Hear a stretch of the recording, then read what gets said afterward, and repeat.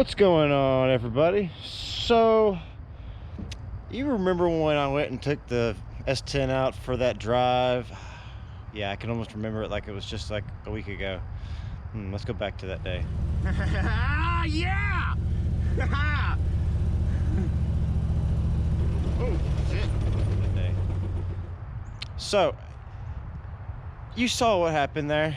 It got a little, you know, I celebrated, and it punished me for celebrating way too early with a serious vibration.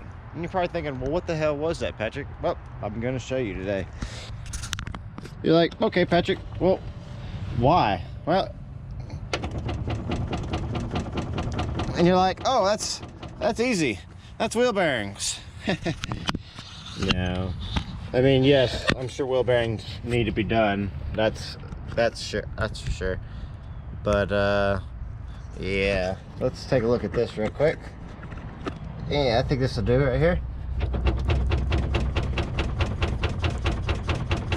Oh, you see all that? Yeah, all that stuff needs to be replaced. So, good news though.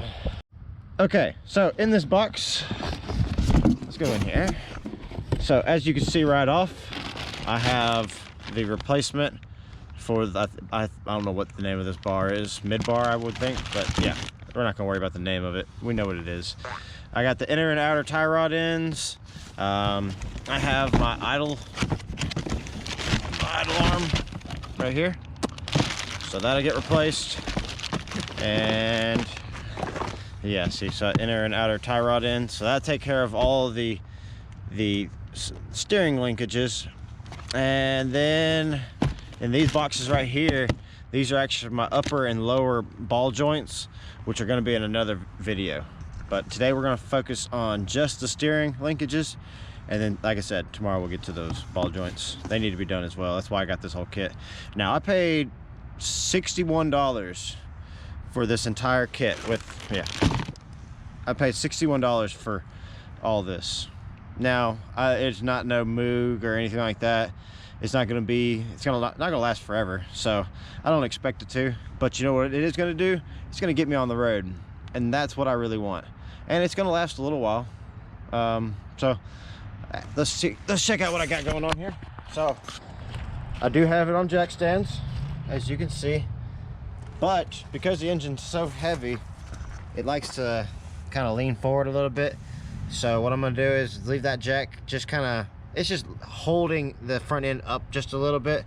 All the weight is actually on the jack stands, so let's just keep it from going nose forward some. And then what we're going to do is we're going to remove all that good stuff, all that worn out garbage. So yeah, let's get to it. Okay, so I got the wheels off, as you can see, and that was a 19mm for me.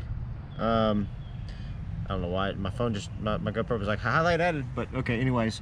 Yeah, what we're gonna do right now though, before we just start jumping into removing stuff, we gotta do some measurements.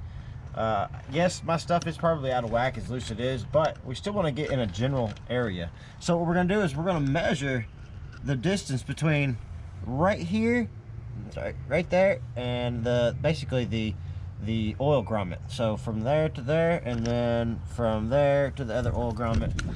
And yeah, that's where we're gonna go. So let's get started. We're gonna measure from the edge of this to right there, and for me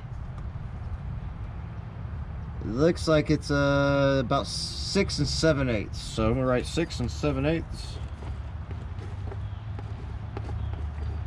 All right, and then on the next one, this one will be a little bit more challenging because you can't really get up in there, and this one doesn't have the deal in the same spot. So we're gonna go all the way to what I feel like is the edge of it, and that is 7 1/2. We're gonna begin by removing this here cotter pin, and sometimes you can just kind of like tap them out. This one, I suspect, is not going to be so easy. You can actually see it right there. And you've got to keep it straight. wonder if I can grab it right here. No. Sometimes it's best to have a pick. I don't have my pick. I have a knife. Then you can just use leverage, physics and all that good stuff, and smack you guys right out of the park. I kind of suspected that was going to happen. It is that size. So I got an impact because this is, yeah, it's way easier. So, yeah. We're going to put this bolt back on, but you know, you got to clean it up somehow. There we go. There we go. So I'm going to show you two different ways. First, I'm going to show you how to do it if you don't have any tools whatsoever to do it, and all you have is just, say, a hammer. So let me grab my hammer real quick. So sometimes this will work.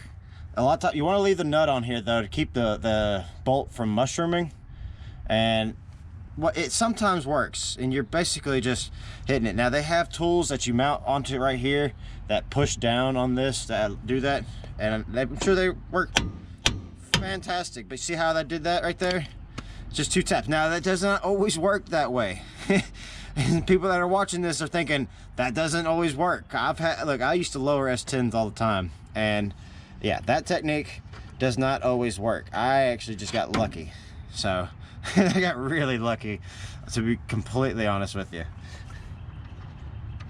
So we're gonna do that. I'm gonna do that to the other side, and I'm gonna drop this whole thing down and replace all the parts on the outside of it. And on the other side, I'm gonna show you how you can do it if you know, still don't have the tool, but maybe you have some, like an air hammer. So let's check it out. All right, so I'm gonna be honest with you. I got this for Christmas, and I've been wanting to use it. And let's see if it actually does anything. Raise this up just a touch so it doesn't go.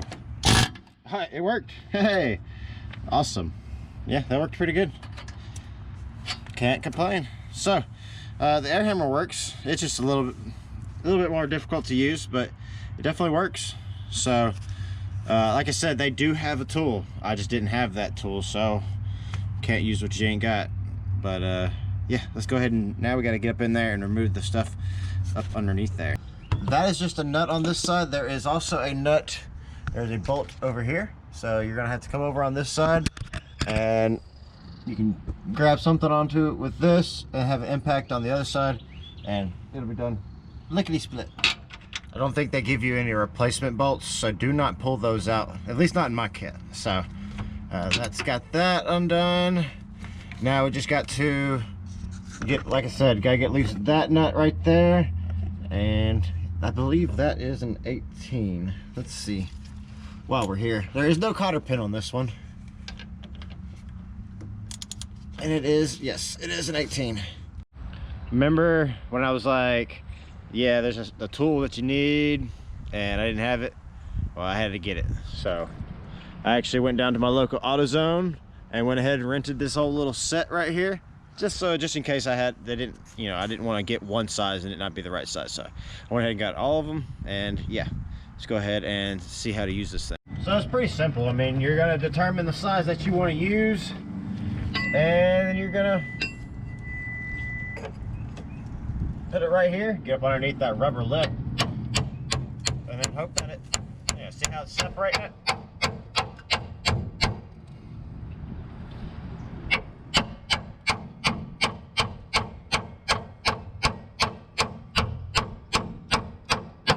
There we go.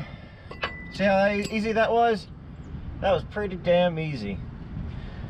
Pretty damn easy. Now, whenever you're trying to do that with the tie rod ends, basically, I mean, it's going to be the exact same thing. You'll try to go in, you know, with a smaller one, or whatever size is what works for you, you know.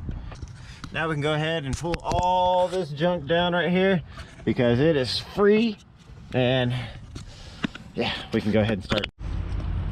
So the great thing about replacing everything that I just took off is that I don't have to disassemble all this stuff. All I have to do is reassemble all these parts to resemble what that looks like, and that's really easy. So let's take care of that real quick. When I said I didn't have to disassemble anything, I forgot that I do have to remove these. So I'm gonna remove these, clean these up, but first off, I wanted to show you one other thing real quick. So, like I said, you're reassembling everything, and so I just wanted to show you what it's like. So let me grab another 34 real quick. So, they come with this little pack. It has a little grease mite there and a cotter pin. And so you're gonna start off with, because these are the inner ones. You don't like, they have, with the kit came with some that like the outer tie rods will have the grease mite on the bottom, whereas the inners you're gonna see they're gonna have it on the inside right here. So it's really easy. I mean, it's grease. Don't worry about having to like thread, you know, do any like thread locker or sealant or anything like that. But if you can just manage to actually start the threads, there we go. And I mean, it doesn't take much. I'll just take a pair of pliers and just kind of just tighten them snug. So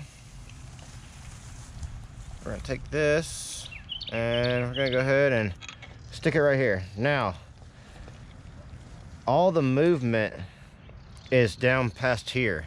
This shaft is not going to be moving anymore. This shaft, so you can snug it down. Since it's on the ground, I'm going to use my knee. There you go. Because, I mean, if it was so hard to take off to begin with, you have to hit it with a hammer. Obviously, you need to have it nice and snug. And it worked out perfect because the hole lines up with these. It's actually called a castle nut, just to let you know. And so then you just go right up in there. Yeah. And then you just bend up these little cotter pins.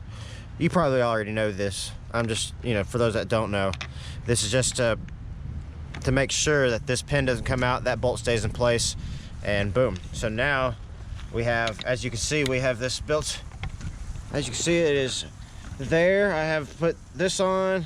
I have my two inners on. And now I just need to go and take off, like I said, I need to go and take these off. I'm gonna clean them up, repaint them, and then I'm gonna go ahead and pop them back on. So let's say you aren't replacing all this stuff. You're just replacing, say, your outer tie rod, which is the more common one to actually fail, and also the more common one people replace, even though the whole system needs to be done if that's bad, usually.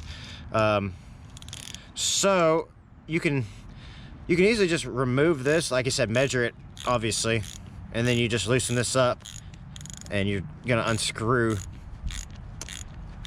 Yeah, so once you unscrew that, then you can actually go in here and unscrew this off of here. Sometimes it's easy, and I suspect in my case it's not going to be easy. So let's see here. Sometimes you need a little bit of leverage, and this is one of those times where I do have some leverage. And I'm gonna stand on it. Hopefully it'll keep it from, yeah, it broke loose. There it goes. Cool. So, like I said, they could be way more of a pain in the butt. Another thing to remember is that the inners are reverse thread. So as you can see, I am screwing it clockwise, which is right, and is loosening it. You know, the whole righty tighty, lefty loosey. Well, on the inner it's lefty tighty, righty loosey. I had to think about that for a second. I was sitting there tightening it up, and I was like, man, it's getting tighter. Yeah, that's because I was dumb. I forgot. So just remember that one little thing. Just wanted to remind you. So when putting this back together, it's obviously going to be the reverse of taking these off. You know, these just spin inside here, and what you're going to do is you're going to, remember you took those measurements in the beginning, and so these don't have any oil mites, but we can go based on the center of it, and we can see that I'm at 6 7/8, which is the driver's side. So I want it to be about right there-ish. So I'm just gonna go ahead and tighten her down.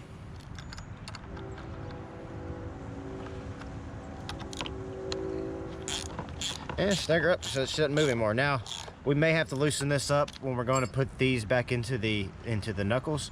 But we're gonna go ahead and throw this whole assembly that we have done now, this whole assembly back up underneath the truck.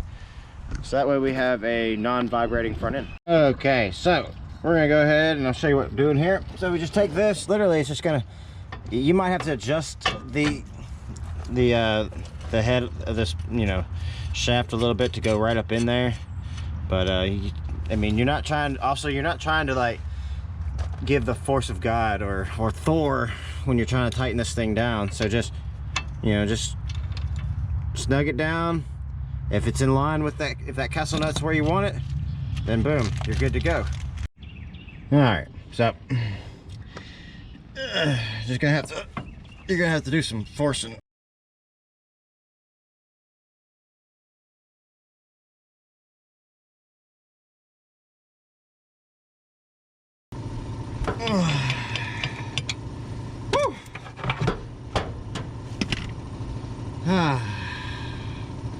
I believe that's all. To be completely honest with you, I think that's everything.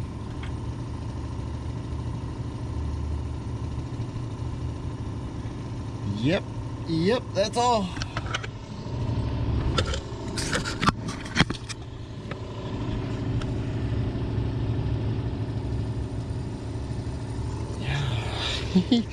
Okay, so now we're just gonna go ahead and put the wheels back on, and let's see how much vibration's left in it now. So let's start right here. Oh wow, fucking great. Hold on, let's go down here. So y'all can see down there now, and nothing moves. Haha. Oh, that's great. I still gotta grease some grease mites, but that, you don't need to see that. I mean, that's routine maintenance stuff. You don't need to see that. But hey, you know, all that vibration's gone, so that means I'm taking this thing for a spin here soon, but not until after the next video. So stay tuned for that next video, because it's gonna be a pretty dang good one, I think. Me personally, I think it's gonna be a good one. So yeah, I'll catch you guys later, and I'm glad you clicked on this video, and like I said, see you next time.